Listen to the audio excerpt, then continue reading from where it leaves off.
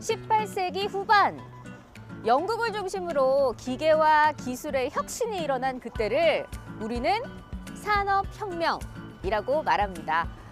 중학교 때 배웠던 것 같아요. 무심코 외우기만 했던 그 옛날 외국의 사건은요. 우리에겐 이 단순한 교과서 속의 이야기였죠. 하지만 이제는 알아야 합니다.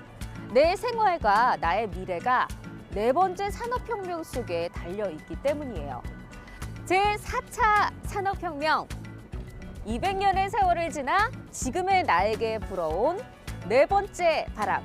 아는 만큼 보이고 아는 만큼 편리해지는 이 시대를 제대로 누리기 위해서는요. 먼저 산업혁명이 무엇인지 이해할 필요가 있습니다.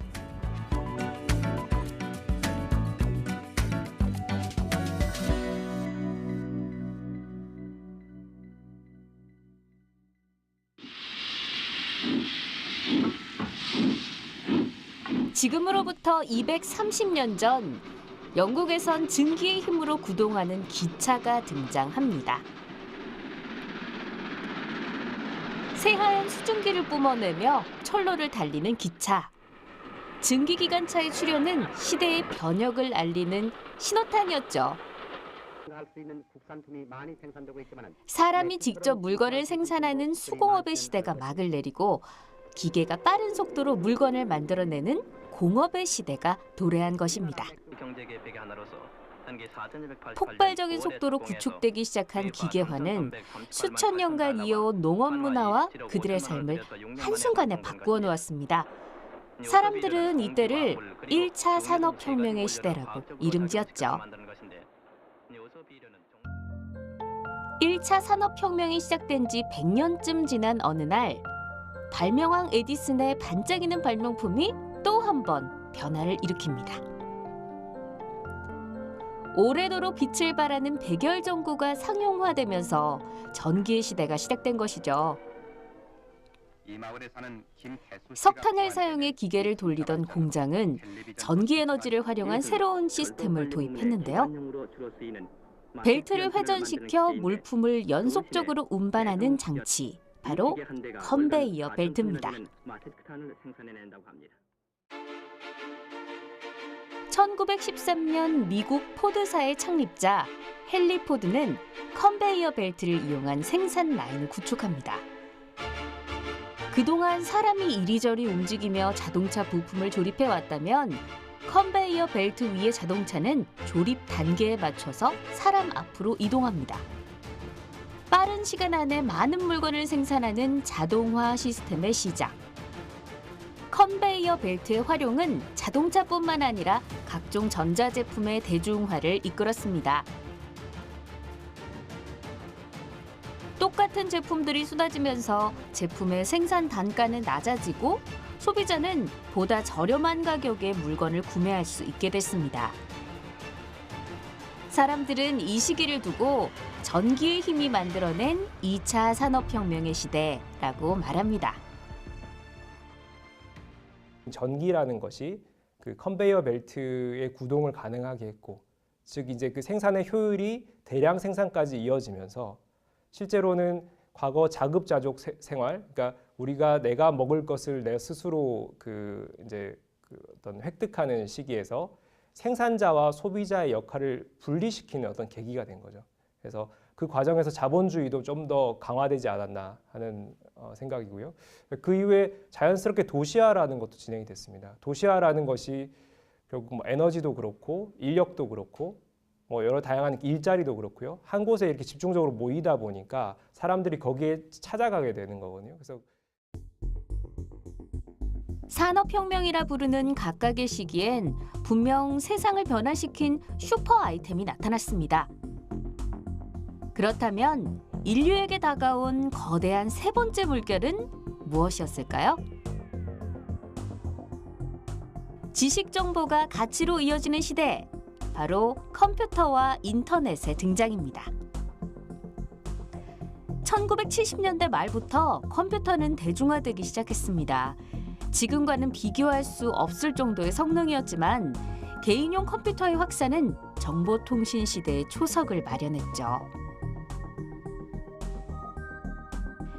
이전까지만 해도 저장 매체라고 할 수 있는 건 한 글자 한 글자 눌러 적은 서류들이었습니다. 한 장의 서류가 사라지면 그만큼의 정보는 세상에 존재하지 않게 되는 것이죠. 하지만 컴퓨터는 서류에 적힌 정보들을 데이터화하고 저장과 전송을 클릭 한 번으로 처리할 수 있는 획기적인 장치였습니다. 여기에 인터넷이라는 가상의 공간이 정보의 바다이며 그 지식의 바닷속에서 원하는 내용을 언제든 찾아 사용할 수 있다는 건 정말 놀라운 일이었죠. 그래서 사람들은 이때를 정보혁명의 시대, 3차 산업혁명이라고 명명했습니다. 3차 산업혁명 때부터는 지식혁명이 일어난다고 봅니다. 컴퓨터의 등장과 통신의 발달로 모든 지식들이 데이터화가 되고 데이터는 전송이 되고 전송된 것들이 모여서 새로운 지식을 또다시 만들어내는 디지털 혁명이 3차 산업혁명부터 시작이 됐는데요. 어느 정도 진행되고 모든 것들이 지능화될 수 있는 때가 될 때 이제 4차 산업혁명이 나타난다고 볼 수 있습니다. 정리를 해볼게요. 각각의 산업혁명 때마다 슈퍼 아이템이 등장을 했습니다. 1차 산업혁명 때는 증기기관, 2차 산업혁명 때는 전기와 컨베이어 벨트, 3차 산업혁명의 시작은 컴퓨터와 인터넷이었죠. 자, 그렇다면 이제 남은 것은 4차 산업혁명인데, 자, 지금이 이 4차 산업혁명의 시대라면 이 시대의 슈퍼 아이템, 과연 무엇일까요?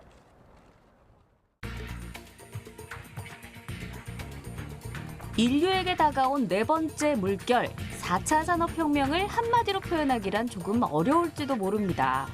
그럼 이 시대를 나타내는 키워드를 한번 쭉 나열해보는 건 어떨까요? 인공지능, 사물인터넷, 빅데이터, 5G, 클라우드 컴퓨팅 등 꽤 익숙한 용어들이 등장하는데요. 전문가들이 말하는 4차 산업혁명의 특징은 이 모든 기술이 유기적으로 연결돼 있다는 점입니다. 4차 산업혁명이란 디지털로 구성된 사이버 세상의 구축입니다. 4차 산업은 그 기술 간의 융합을 통해서 업종 간 또는 산업 간 영역이 무너지는 변화다. 사실 모든 것이 연결되고 진행화되는, 그러니까 초연결, 초지능의 결과적인 관점에서 봤을 때 탈경계, 경계가 허물어지는 현상이거든요. 4차 산업혁명의 시대, 누군가는 그것이 어디에 있냐고 묻기도 합니다. 우리 눈에 그 모습이 보이진 않지만 분명히 엄청난 힘을 발휘하고 있는 그건 바로 융합입니다. 통신망으로 모든 것이 연결되며 각 산업과 기술의 경계가 사라지는 융합 현상. 그것이 4차 산업혁명에서 이뤄진 커다란 변화죠. 그렇다면 언제부터, 어디에서부터 4차 산업혁명이 시작된 걸까요? 2016년 1월 스위스 다보스에서 열린 세계 경제 포럼의 핵심 의제는 4차 산업혁명의 이해였습니다. 세계 여러 나라의 전 현직 대통령들과 총리, 경제장관, 다국적 기업의 총수들이 모인 자리에서 4차 산업혁명이 주요 안건으로 거론된 것입니다. 다보스 포럼의 회장 클라우스 슈밥은 포럼의 주제에 대해서 이렇게 정의했습니다. 4차 산업혁명의 핵심은 디지털, 물리적, 생물학적 경계가 없어지면서 기술이 융합되는 것이다 라고 말이죠. 에어컨 켜줘. 4차 산업혁명의 슈퍼 아이템이 모든 경계를 허무는 기술의 융합이라면 이를 뒷받침할 핵심 요소들이 필요한데요. 그중 하나가 바로 사물 인터넷입니다. 사물 인터넷이 본격적으로 활성화되는 시점이 4차 산업혁명이 시작된 어떤 시점이라고 봅니다. 2006년도에 그 그 조깅화에 칩을 넣어서 시장에 내놓았습니다. 그 조깅화를 신고 이제 운동을 하게 되면 내가 조깅한 구간, 평균 속도, 그리고 칼로리 소모량 같은 게 이제 스마트폰으로 보여주는 그런 서비스거든요. 그래서 저는 그런 사물 인터넷이 본격적으로 시장에 도입되는 시기가 4차 산업혁명이 시작되는 시점으로 보면 되지 않을까 그렇게 생각을 하고 있습니다. 인터넷 오브 띵스, 이를 줄여서 IoT라고 하는 사물 인터넷. 인터넷이 연결된 환경에서 센서를 지닌 사물들이 서로 소통하는 기술을 의미합니다.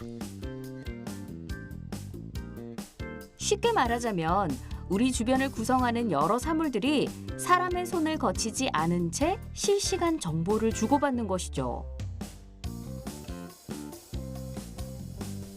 그렇다면 지능을 지닌 사물이란 무엇일까요? 대표적인 건 우리의 손에서 한시도 떼지 못하는 휴대폰입니다. 스마트폰 보급률 세계 1위를 차지하고 있는 우리나라의 경우 사물 인터넷 환경을 구축할 수 있는 최적의 조건을 갖추고 있죠. 생활 속 사물 인터넷의 예를 들어볼까요? 센서가 부착된 칫솔을 이용해 이를 닦습니다. 스마트한 칫솔은 내가 몇 번의 양치질을 했는지, 이가 잘 닦이지 않은 곳은 어디인지를 파악해 데이터로 저장합니다. 그리고 그 정보를 스마트폰으로 전송하죠. 스마트한 침대에서 자고 일어나면 간밤에 일어난 나의 수면 패턴을 확인할 수 있습니다.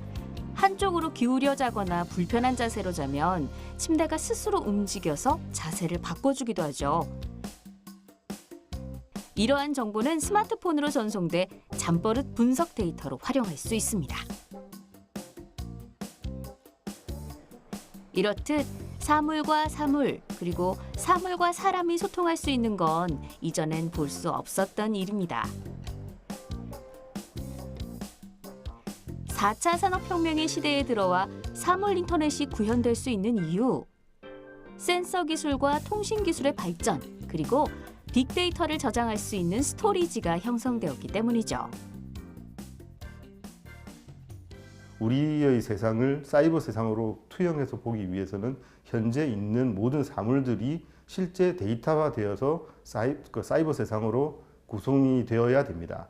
그때 많은 역할들을 할 수 있는 게 사물 인터넷이고, 우리가 가지고 있는 모든 사물들이 통신을 하고 데이터를 만들어내고, 이것이 데이터화되어서 지능화될 수 있을 때 4차 산업혁명이 구현되기 때문에 이러한 연결의 역할을 하고 데이터 만드는 역할을 하는 것이 사물 인터넷의 역할이라고 볼 수 있습니다. 4차 산업혁명의 밑바탕에 사물 인터넷이 자리 잡고 있다면 근거리 무선 통신 기술의 중요성 또한 빼놓을 수 없습니다. 블루투스. 그 사전적 의미는 알지 못해도 무선 이어폰을 사용하는 이들이라면 어떤 기능을 하는지 잘 알 겁니다. 10m 안팎의 거리에서 저전력, 무선 연결이 필요할 때 사용하는 블루투스는 휴대폰과 노트북, 이어폰 등의 휴대기기들을 연결해주죠. 최근엔 블루투스 기반의 비콘 활용도가 커지고 있는데요. 비콘은 70m 이내의 무선 통신에 사용되는 장치로 전력 소모가 적고 실내에서 위치를 파악할 때 GPS보다 정확도가 높은 것이 특징입니다. 비콘을 활용하면 대형마트에서 결제를 하기 위해 줄을 설 필요가 없습니다. 물건이 담긴 쇼핑카트를 가지고 매장을 나가면 자동으로 결제가 되기 때문이죠. 이번엔 와이파이입니다. 블루투스보다 더 익숙한 이름인데요. 무선 환경에서도 유선 랜과 같은 수준의 속도와 품질로 데이터 통신이 가능한 것이 특징입니다. 우리나라는 전 세계에서 와이파이 준이 잘 구비되어 있는 걸로 손꼽히는데요. 와이파이는 100m 이내의 범위를 갖기 때문에 스마트홈 구현에 주로 사용됩니다.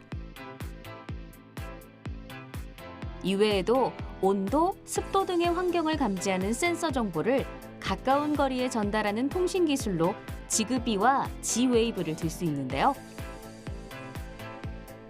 사물과 사물 간의 소통을 가능하게 만드는 대표적인 기술로서 저전력 소형 네트워크가 적용되는 스마트홈에 효과적으로 사용되고 있죠.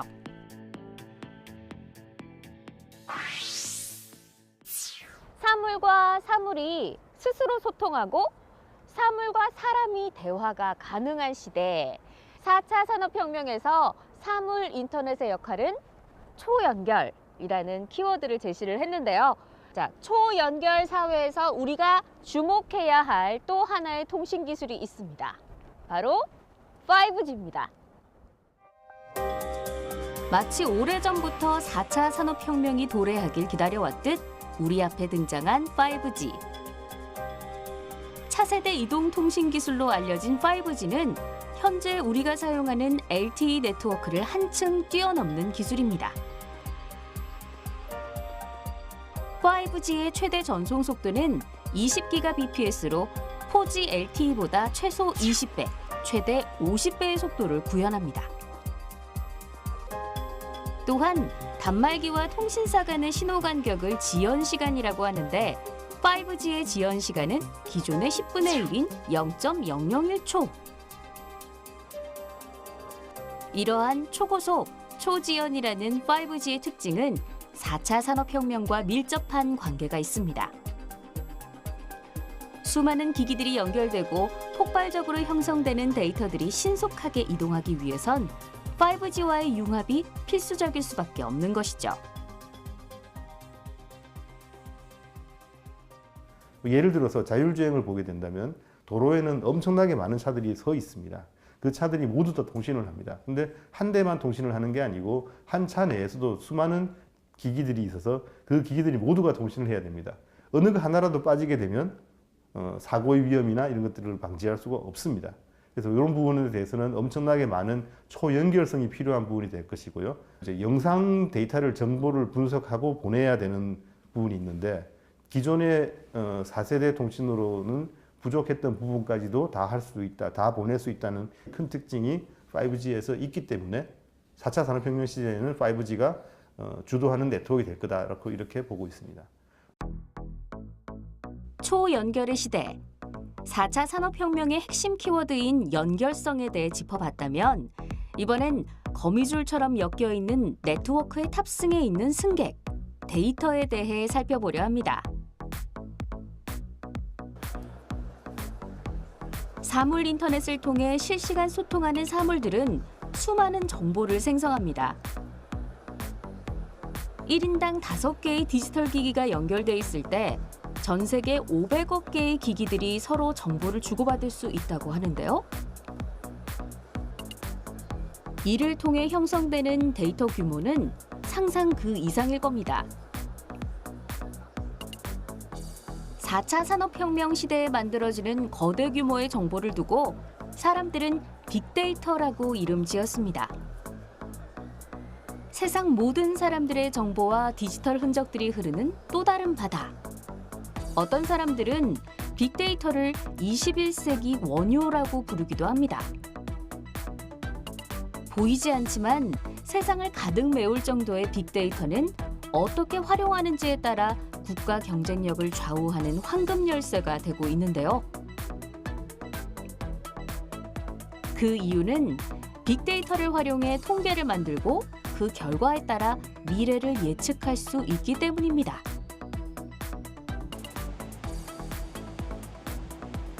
하지만 빅데이터를 활용하기 위해선 먼저 저장 장치가 필요합니다. 방대한 양의 데이터들을 효율적으로 관리할 수 있는 공간. 이제 클라우드가 등장할 차례입니다. 하늘 위에 떠 있는 커다란 구름처럼 클라우드는 인터넷만 연결되면 언제든지 사용할 수 있는 가상의 데이터 센터인데요. 클라우드에 저장된 빅데이터는 분석 도구에 의해 맞춤 정보로 가공되며 정제된 데이터는 비로소 정보로서의 가치를 부여받게 되는 것이죠. 빅데이터 기술들이 각광받고 있는 이유가 다양한 영역에 중요한 양질의 그 정보들을 뿌려줘야 그 영역에서 그 정보를 활용해서 가치를 만들어낼 수가 있기 때문에 이제 혈액을 빅데이터 기술에 비유할 수 있다면은 어떤 뼈대를 갖추는 구조적인 부분은 클라우드 컴퓨팅이라고 할 수 있습니다. 기존에 우리가 그 서버에서 데이터들이 저장이 되고 활용이 되었다면은 최근 들어서는 이제 클라우드 컴퓨팅, 즉 클라우드 말 그대로 공중에 떠 있는 구름 같은 존재거든요. 그러니까 개인에게도 이 뒤에 이제 구름이 따라다니면서 데이터, 자신이 원하는 데이터들이 즉시에 바로 활용될 수 있게끔 되고, 기업 영역도 마찬가지입니다. 지식 폭발의 시대에는 빅데이터라는 정보의 집합을 학습의 도구로 이용하는 것이 등장합니다. 인공지능, 기계로부터 인공적으로 만들어진 지능체계. 지속적인 학습을 통해 지능을 향상시키는 이 컴퓨터 프로그램은 학습, 추리, 적응, 논증 등의 기능을 갖추고 있습니다. 마치 사람의 사고 능력처럼 말이죠. 인공지능의 핵심은 딥러닝이라는 학습 방법에서 찾을 수 있는데요. 데이터를 분류, 분석하고 학습한 후 그 결과값을 기반으로 판단과 예측을 하죠. 놀라운 점은 이 모든 의사결정을 사람의 개입 없이 기계 스스로 한다는 겁니다.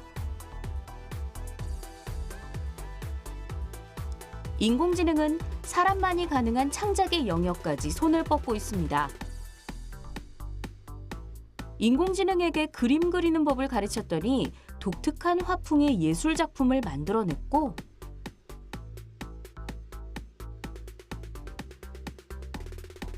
인공지능 작곡가의 능력 또한 음악계에서 주목하고 있는 부분이죠. 남의 것을 모방해서 창조하는 또 인공지능이 생겼습니다. 시나리오도 쓰고 창작품도 나오고 영화도 만들게 되는 겁니다. 그러면 대부분의 인간의 정신 노동과 창조 활동을 딥뉴럴 네트워크가 거의 대신하게 되는 겁니다. 지금은 좁은 분야에서 응용을 하니까 우리 눈에 많이 보이지는 않지만 10년, 20년 지나면 대부분의 일은 단순 정신적인 노동은 아마 인공지능이 대체할 것으로 봅니다. 4차 산업혁명을 이끄는 핵심 기술에 대해 이해를 했다면 다음은 그로 인한 변화를 짚어볼 차례입니다. 생활과 산업, 그리고 도시를 움직이는 거대한 물결. 이 변화 속에서 우리는 어떤 편리함과 이점을 얻을 수 있을까요?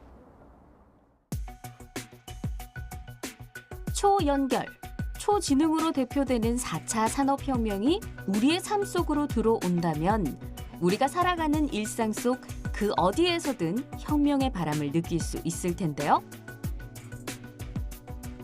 이미 그 변화는 시작되었습니다. 서로 연결되어 대화하는 가전기기들을 모니터링, 제어할 수 있는 스마트홈. 우리가 각종 가전기기를 직접 제어하지 않아도 기기들이 스스로 주변 환경을 인식하고 작동하는 건 4차 산업혁명의 핵심, IoT가 있기에 가능한 겁니다.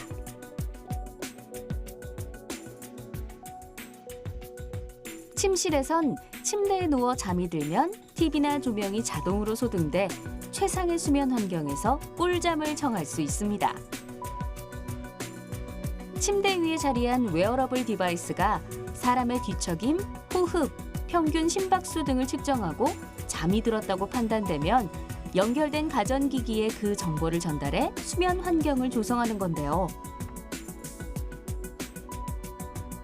이는 스마트홈에서 누리는 아주 소소한 일상일 뿐입니다.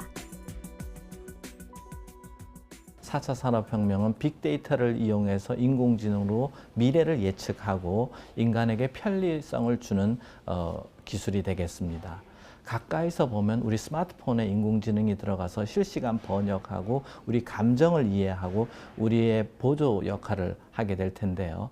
그 외에도 텔레비전이라든가 에어컨이라든가 냉장고라든가 대부분의 가전제품에 들어갈 것 같습니다. 스마트홈에선 일상 속에 파고든 증강현실로 인해 오프라인 매장에 가지 않아도 앉은 자리에서 제품을 찬찬히 살펴볼 수 있습니다. 가상 쇼핑 중 마음에 드는 옷을 피팅해 볼 수도 있고요. 가구를 실제 공간에 가상으로 설치해 봄으로써 실감나는 인테리어 시뮬레이션을 할 수도 있습니다. 5G의 상용화와 함께 집에서 초고화질의 VR 게임을 즐기며 세계 각국의 사람과 소통할 수도 있는데요. 초연결 시대 4차 산업혁명이 선사한 꿀 같은 시간이죠. 안녕하세요, 김신정님. 아침으로 무엇을 드릴까요? RM 토스트. 뿐만 아니라 인공지능을 가진 로봇이 음식을 하거나 아이를 돌봐줘 가사노동에서 해방될 수 있으며 사람의 감성을 가진 로봇이 우리의 정신건강을 케어해주고 개인 비서와 같은 역할을 해줄 텐데요. 로봇이 삶의 편의를 제공하는 것을 넘어 의지할 수 있는 친구와 가족 구성원이 되어 우리의 곁에 있게 되는 것이죠. 헬스케어 분야는 일상생활에서 질병을 진단, 관리하는 방향으로 흘러갈 것입니다. 옷을 입듯 웨어러블 디바이스를 착용하는 방법으로 말이죠.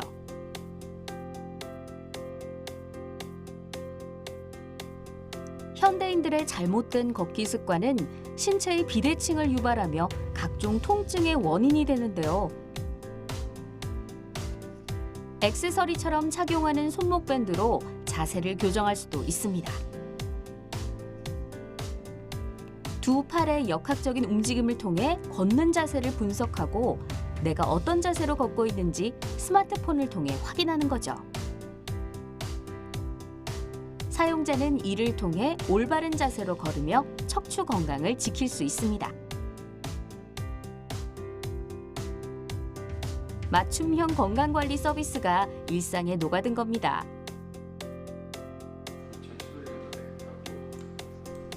의료진이 진료하거나 수술하는 현장에도 4차 산업혁명의 흔적을 발견할 수 있습니다. 인공지능을 활용해 암을 진단하거나 치료하는 건 이미 상용화 단계에 접어들었고요. 로봇이 의사를 대신해 수술하기도 합니다. 이로 인해 의사는 질병에 대한 자료를 찾는 시간을 덜 수 있을 뿐 아니라 업무의 과중을 줄일 수 있고 환자들은 좀 더 고차원적인 의료 서비스를 제공받을 수 있게 된 거죠. 미래에는 의료 보건 분야, 환경 분야, 교통 분야, 그다음에 배송, 여행, 금융, 주식 투자, 전 인간 생활에 깊숙이 침투할 것으로 봅니다. 그러니까 본질적으로 기술인 입장에서나 서비스 창출하는 입장 모두 4차 산업혁명의 인공지능 기술은 융합기술이다. 그렇게 보겠습니다. 그래서 그 기술 자체도 산업에 커다란 영향을 미치지만 그것이 파생되는 사회적인 서비스 분야, 신산업 자체가 굉장히 융합적이다. 이렇게 저는 생각합니다. 교육 분야에서는 본격적인 에듀테크 시대가 도래하고 있습니다. VR, AI 등 4차 산업혁명의 핵심 기술이 교육과 융합을 이루며 학생들이 사용하는 수업 교구에서부터 변화가 생기는 거죠. 종이로 된 교과서가 아닌 태블릿과 같은 디지털 기기로 수업을 받는 것은 기본이고요. AR, VR, 홀로그램 등 실감형 콘텐츠를 다양한 교과목에 적용시킬 수 있는데요. 복잡한 실험도 VR 시뮬레이션을 통해 척척 진행하며 교과목에 대한 흥미를 유발할 수 있고 AI 선생님의 등장으로 학습의 효율을 높일 수 있게 됐습니다. AI 선생님은 빅데이터를 기반으로 학습 내용, 수업 진도 등을 분석해 개인 맞춤형 수업을 진행하는데요. 학교에서 벗어나 언제 어디서든 학습할 수 있는 새로운 교육 패러다임을 제시한 4차 산업혁명. 융합인재 양성의 밑거름이 되어주고 있었네요. 4차 산업혁명의 손길이 가장 먼저 닿은 곳은요, 바로 산업 현장입니다. 스마트 팩토리라고 많이 들어보셨죠?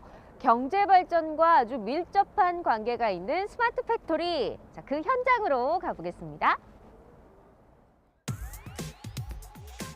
공장 내의 모든 기기들이 서로 긴밀하게 연결돼 대화를 주고받으며 이를 바탕으로 스스로 판단하고 작업을 수행하는 공장. 사물 인터넷을 기반으로 가동되는 스마트 팩토리에서는 무수히 많은 센서와 데이터로 산업 재해를 예측하고 관리합니다.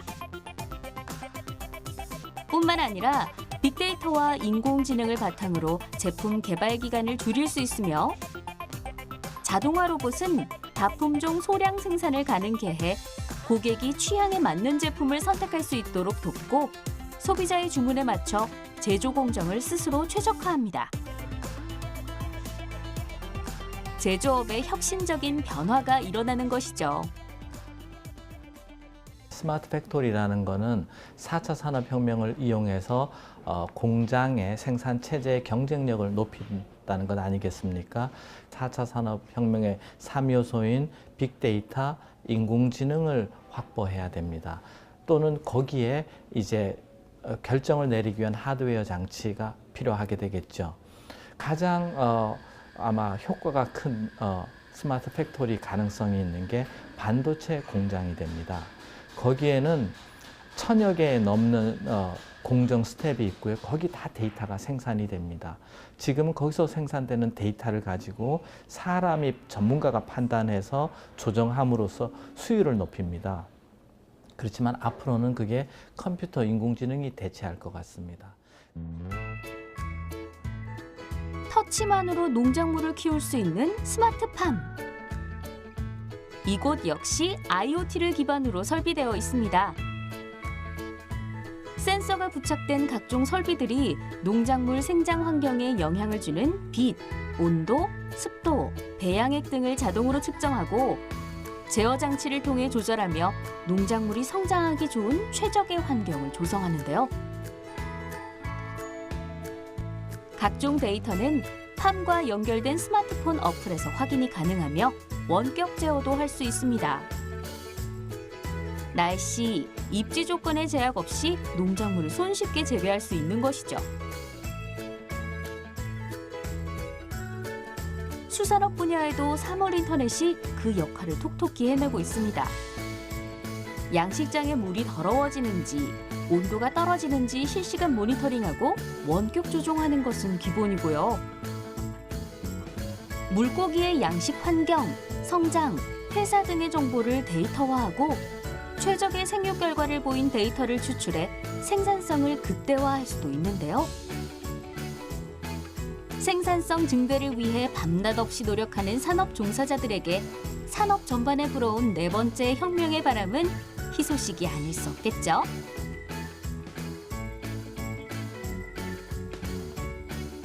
각종 정보를 수집하고 공유할 수 있는 사물 인터넷, 다양한 정보를 한데 모아놓은 빅데이터, 그리고 이 모든 걸 분석하고 판단할 수 있는 인공지능이 유기적으로 연결된 스마트 팩토리로 인해 4차 산업혁명의 가능성이 서서히 증명되고 있는 게 아닐까요?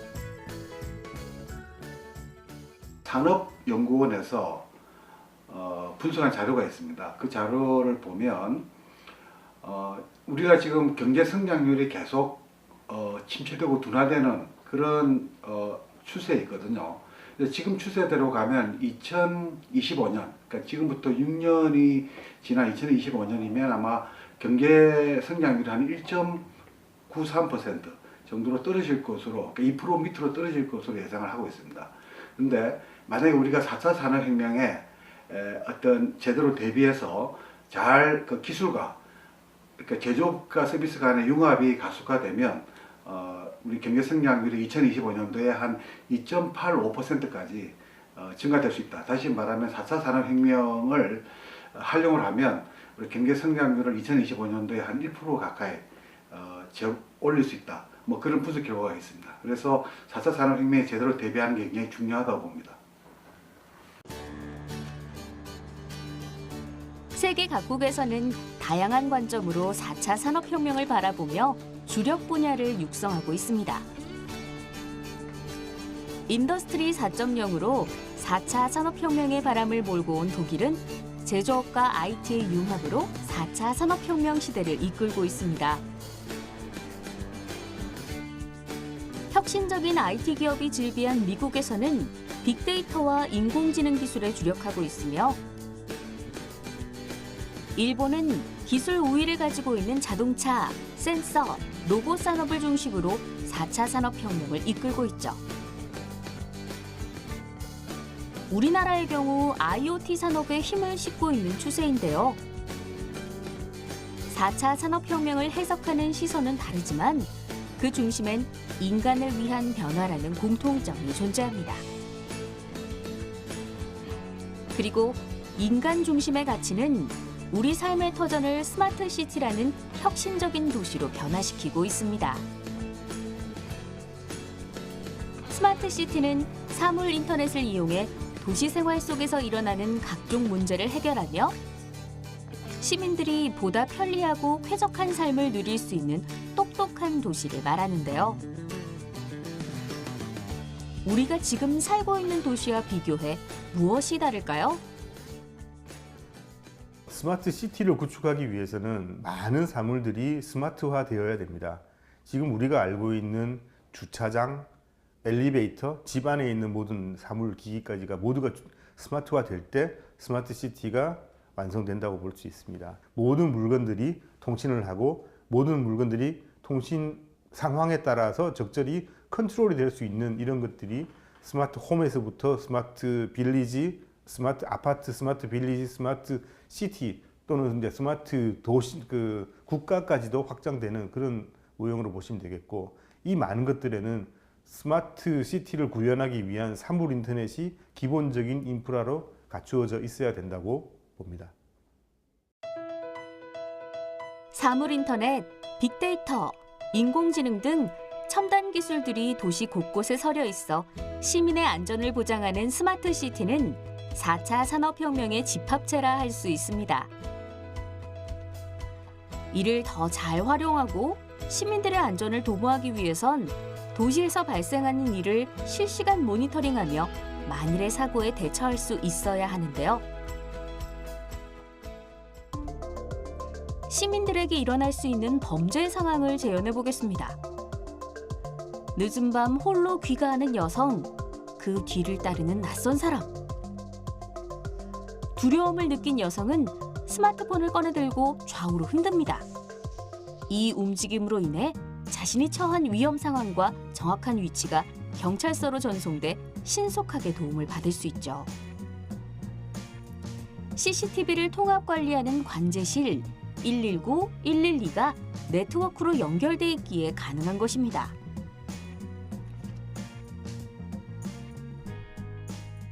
이곳이 바로 도시에서 일어나는 일을 통합 관리하는 관제실입니다.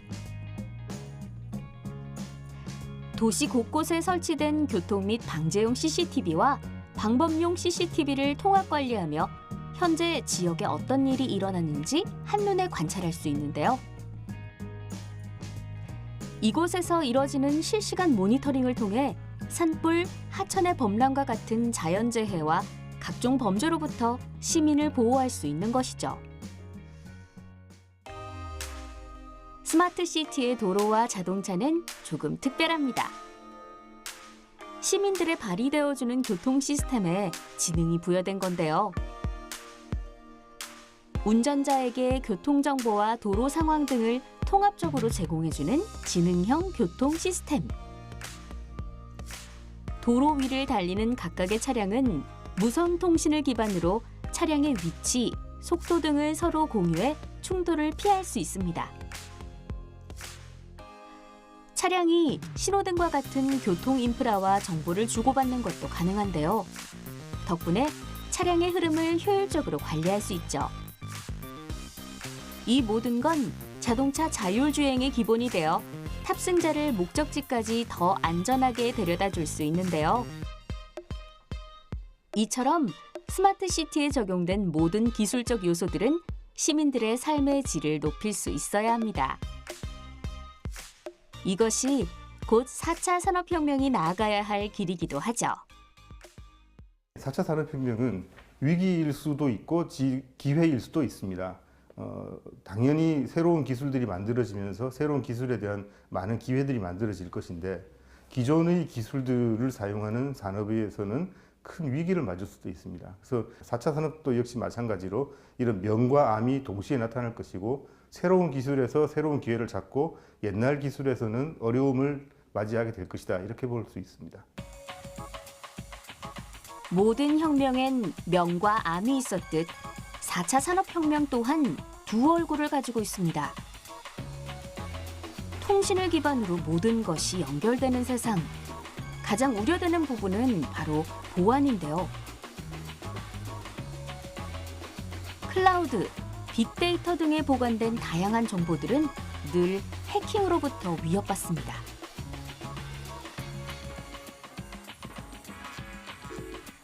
편의를 제공해주는 각종 기계에 무조건 의존하려는 것 또한 문제가 됩니다.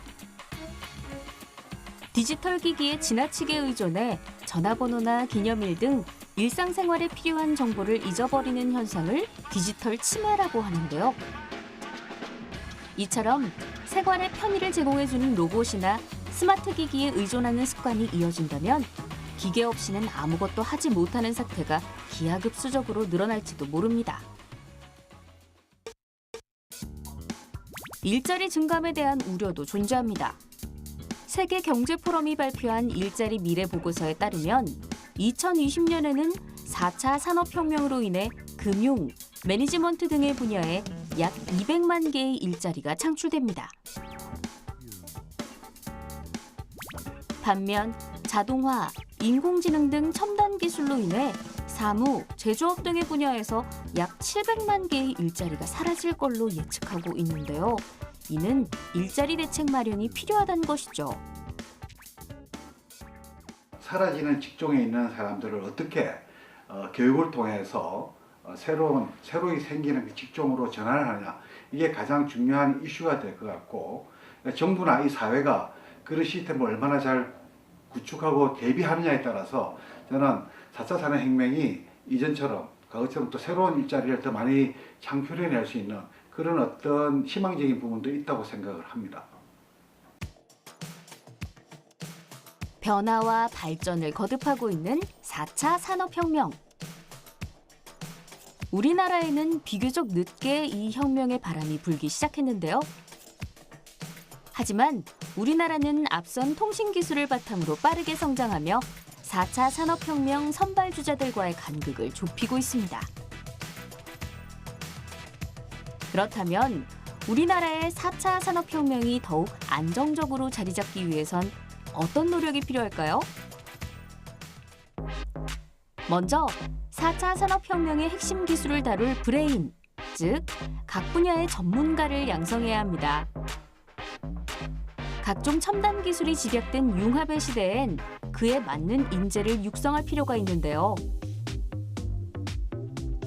과학적 지식을 바탕으로 창의적인 문제 해결이 가능한 융합 인재 양성 교육이 뒷받침돼야 하죠. 더불어 이들이 재능력을 펼칠 수 있는 환경 구축이 필요한데요.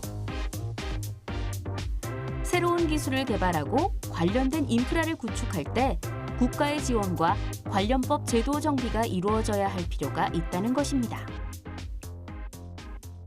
4차 산업혁명은 기술의 발전만이 아니고 사회의 발전도 같이 동반되어야 제대로 된 혁명을 완수할 수 있다고 보십니다. 현재로서는 기술이 발전 단계이기 때문에 기술에 대한 많은 부분들을 신경을 쓰고 있지만 실제로는 이것들이 적용됐었을 때 어떠한 법 제도적인 문제가 있는지에 대한 부분과 윤리적인 문제가 있는지, 교육의 문제는 어떻게 해야 되는지에 대한 전반적인 사회 문화적인 측면을 다 고려해서 진행이 되어야 된다고 봅니다. 4차 산업혁명의 시대를 맞이해 정부는 산업의 진흥화, 제도개혁, 교육혁신 등을 진행하며 이 시대에 힘을 실어주고 있습니다.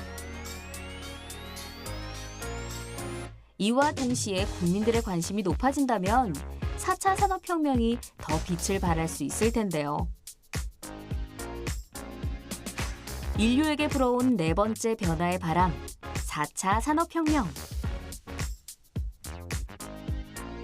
앞으로 우리에겐 또 어떤 신세계가 펼쳐질까요?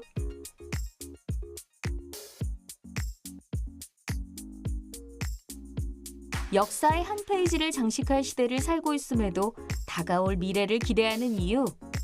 그건 우리가 더 잘 알고 있을 겁니다. 봄이 왔음을 오감으로 느낄 수 있듯이 우리는 이미 4차 산업혁명의 시대를 살고 있습니다. 그 편리함이란 갑작스레 찾아온 것이 아니기에 어쩌면 누리고 있음을 깨닫지 못하고 있는 걸 수도 있고요. 하지만 이제 아는 만큼 보일 겁니다. 빠르고 반짝이는 스마트한 세상이 당신을 기다리고 있기 때문입니다.